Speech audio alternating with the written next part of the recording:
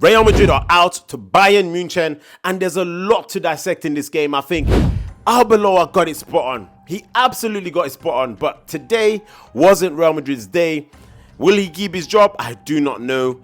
A lot of the players actually turned up, so there's not really a lot you can come up and say much about.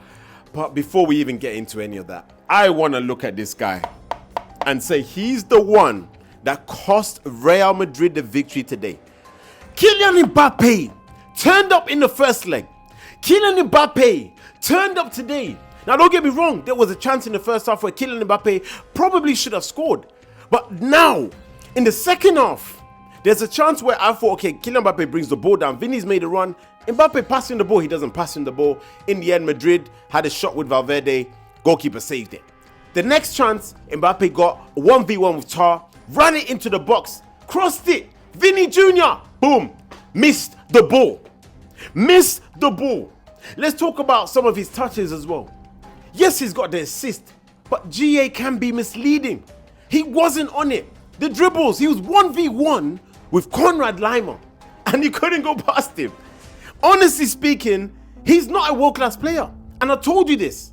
He has moments, he has games. World-class players are efficient and they're effective consistently at the highest level. And Real Madrid are out today, and yet people are going to turn to Kylian Mbappe and say it's Mbappe, but in reality, it's not Kylian Mbappe. It's Vinicius Jr. And we saw it today. Madrid are out. They have to take it on the chin. But listen, if there's one player you need to sacrifice between these two, we know who we're sacrificing. I know who I'm sacrificing. This guy. Thank you very much. Now, I feel a little bit ashamed to talk about this because Real Madrid is one of the best clubs in the world, one of the best teams in the world.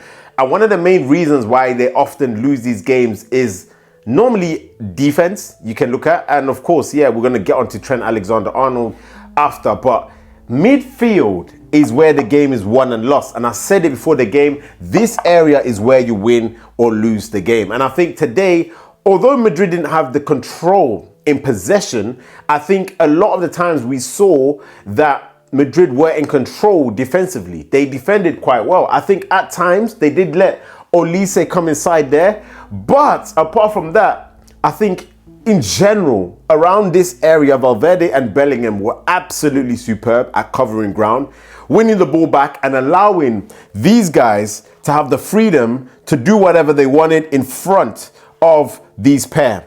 I want to highlight Jude Bellingham. What a performance from a midfielder. Yesterday we watched Pedri. Today we saw Jude Bellingham, another level. Mind you, remember how long he's been injured for. Mind you, this is at the Allianz Arena against Bayern Munich, the so-called best team of the Champions League in terms of how they've played, or PSG. They've come up against a team away from home. They know they have to win that game. They know they have to perform. And they're talking to a guy that in every single big game, he stands up, big chest out, it's on me. I will take the responsibility. The energy, the drive, the passion, the tackles, what he did with the ball, what he did without the ball, leadership, box-to-box runs, being a support, ball retention, positioning. Jude Bellingham is supreme. Now, I don't even want to talk about a player when we've lost. I think it's terrible to actually say, oh yeah, this is happening, etc., etc., etc. But I have to give him his flowers because the hate he gets is unbelievable. Like, how can you see a player perform like that and you want to hate on him?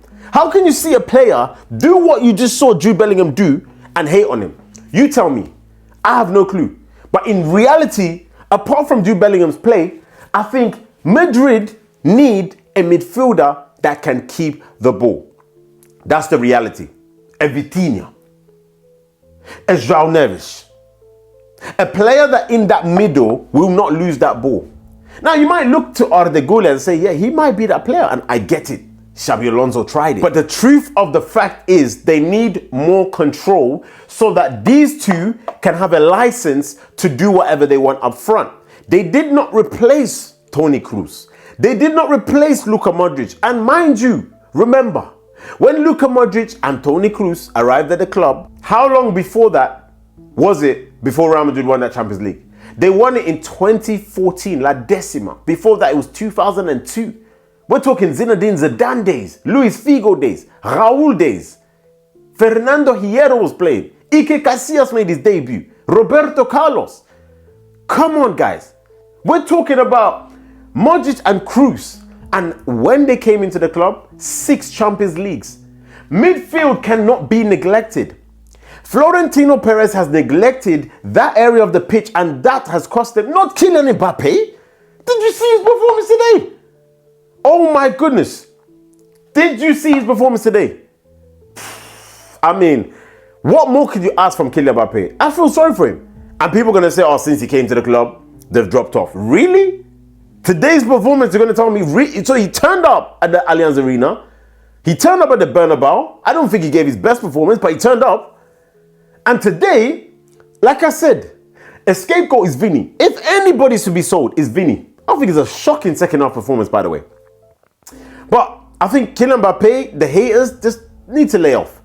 Ballon d'Or is running away. Because in reality, if you're going out now, you've got Harry Kane, who's up there. You've got Ousmane Dembele, who's up there. So you as Kylian Mbappe, you don't have much of a say. And Olise, the only way you've got to win a World Cup. Trophyless seasons, we can't talk about it. People are saying Lamine Yamal should be in a Ballon d'Or talk. How? Just to win La Liga, how? It's PR. Mbappe's not going to have PR. Jude Bellingham's not going to have PR. But you saw his performance today. One of the best you will ever see. Now, I want to focus on Real Madrid in the attacking phase. I think these two cause a lot of problems because Bayern Munich don't mind playing these 2v2s. That's why I have these two here. You got Upamecano and you got Jonathan Tah. And I must say, Mbappe and Vini's movement absolutely troubled them. Real Madrid should have had a penalty, by the way. Mendy was fouled in the box. VAR doesn't work. Referees' eyes don't work. Linesmen's eyes don't work when it's Real Madrid. Fair enough. They didn't get the penalty. But in the first half, listen. Olise did not go past Mendy. He scored one an amazing goal today. Olise, I have to give it out to him. Again, I think he was the most dangerous Bayern player over the 90 minutes. However, Mendy showed why he was so good. You know, and when it comes to levels, I think that's the difference probably between Olise and Lamine Yamal. When it comes to the 1v1s, I think Olise is really good. But today he met his match. And I'm not saying Lamine Yamal has destroyed Mendy because obviously even he has said that Mendy is the hardest, defender he's had to face. But let's be real, Olise didn't really do that much when it comes to going past Mendy. His gameplay overall, I think, was absolutely magnificent. His goal ended it. I think he was superb over the 2 legs, Bayern's best player by far. But I think, again, when you saw the quality of Mendy, it helped Madrid manage it.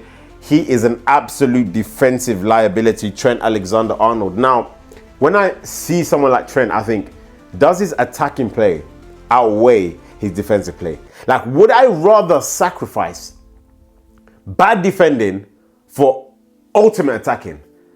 Having watched Trent over these 2 legs, no.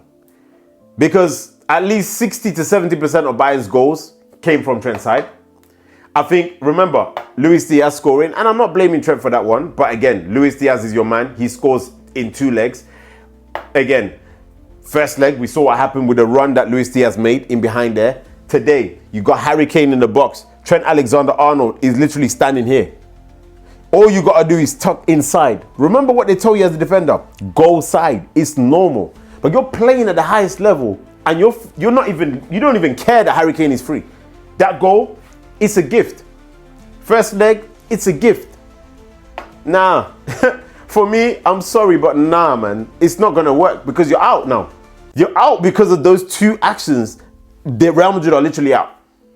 Now, if you have Carvajal in those 2 games, those 2 goals do not happen. That's the reality. That's the fact of the matter. Apart from that, I think, again, these 2, Militao Rudiger, colossal. Now, it's weird because they conceded a lot of goals. We're talking, 4 goals today? I mean, it's hard to say colossal, but again, they were colossal. But someone that ruined this and ruined the whole vibe, when Madrid actually changed this formation, and I don't even want to mention his name because I just think it's disappointing. Camavinga. Obviously, Valverde got moved and shifted here. Camavinga came on. Yellow card, the first one he had to get. The second yellow card, I think, is a bit soft from the referee. He didn't really throw it away, but even Camavinga, all your wisdom, leave the ball. Literally, when Camavinga got sent off, that game capitulated. It was even, you know, and he might be on his way out of Real Madrid. Honestly, I don't think his performances have been good either. I think it's time for Real Madrid to move past Camavinga. I'm not happy, personally. I think there's a lot of potential in there, but even for France, you can see they don't favour him, and he truly cost Real Madrid today. Really, really disappointing what happened there. I think Arda Güler, the free kick, the finish, again, amazing game from Arda Güler today, actually. I think he was superb, even defensively, because he wasn't doing that in the first leg, you know, to double up on Olise, and you saw the difference that made, even with Olise. Yes, he cut in a few times, but Arda Güler was superb.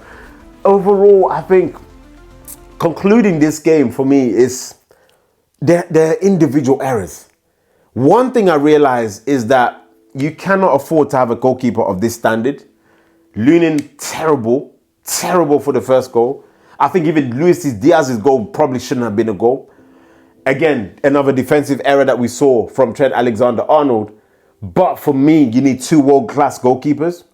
There's a lot to break down. There's a lot to look at. I think Real Madrid have to take a long time out and just see what they can do, because today I think the tactics were spot on, but players, individuals, let the team down again.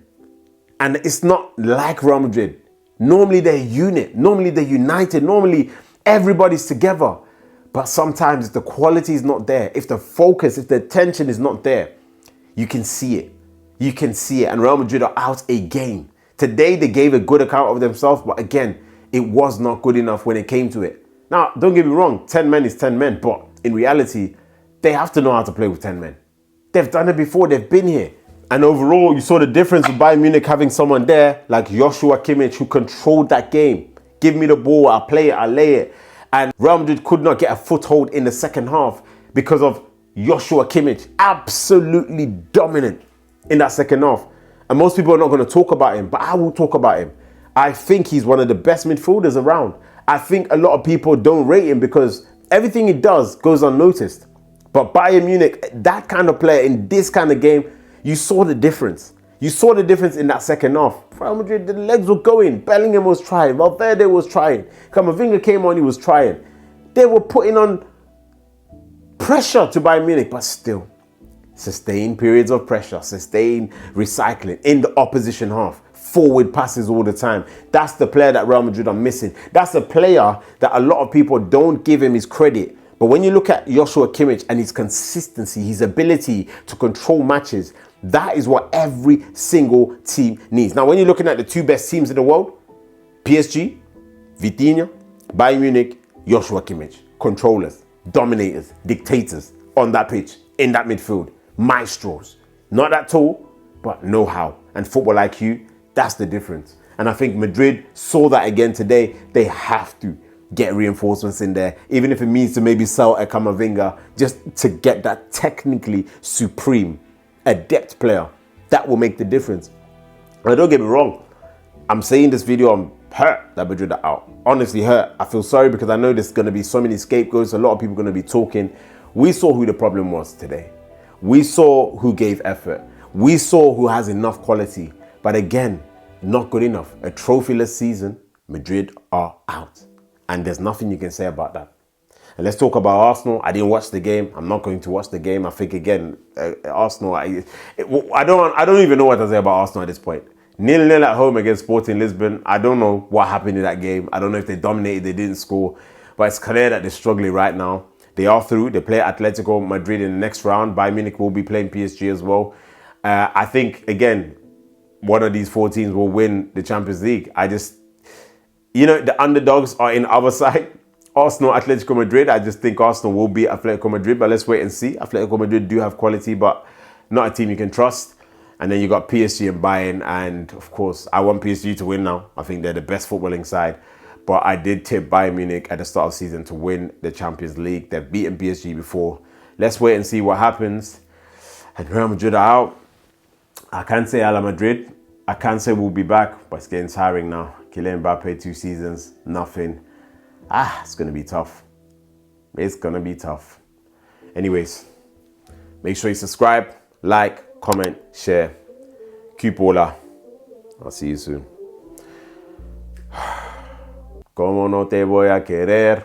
Si fuiste campeón de Europa una y otra vez. See you later.